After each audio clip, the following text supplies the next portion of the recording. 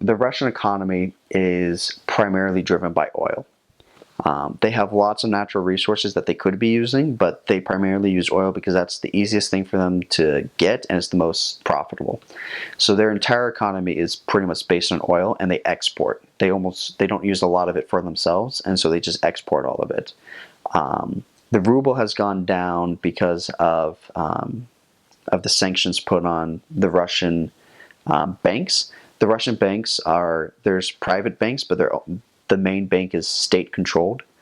And so that bank has been losing tons of money. They've had a very terrible fiscal policy. Putin has been spending, I think it was like 25 to 40% of the budget, I think it was, on military, upgrading their military, which has been terrible. Well, for the military, it's been great, new stuff, new equipment, new toys.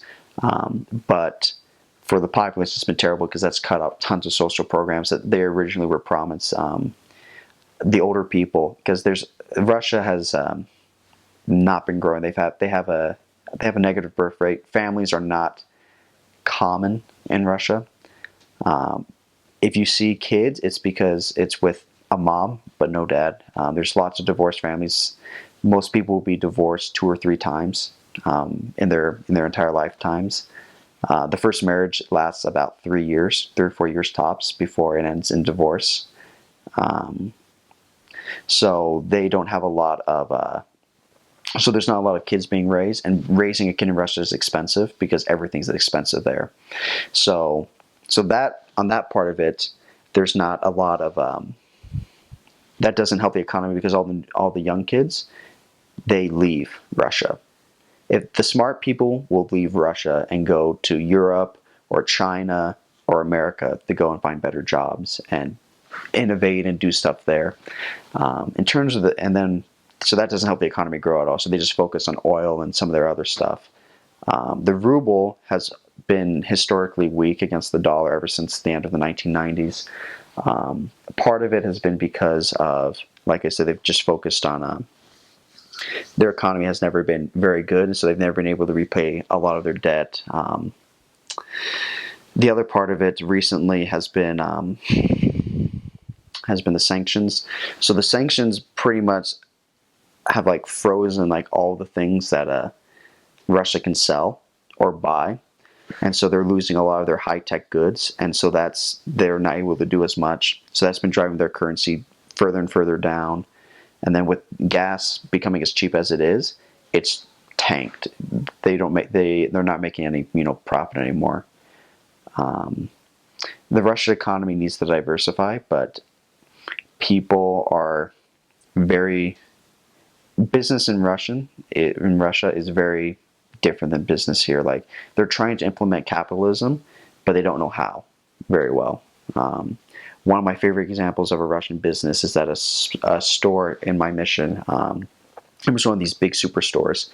They got Oreos. They imported Oreos from America, and the missionaries found out about that, and they bought tons of packages, and a bunch of other Russians did too. And after about 2 weeks, they couldn't find Oreos anymore.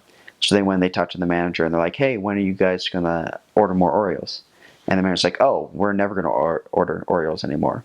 And I'm like, "Well, why?" And he's like, "Well, we can't keep them on the shelves. So why? Why bother?"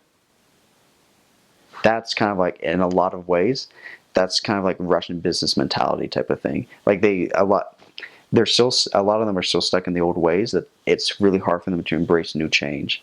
And so the newer generation needs to kind of come up and weed out a lot of things in order to make Russia better. But between them all leaving and having so much corruption at the top, where you can't do anything without bribing people, honestly. If you want to form a business, you have to bribe tons of people in order just to get the application started. It's really hard to change, and so that affects the economy, which is driving that down.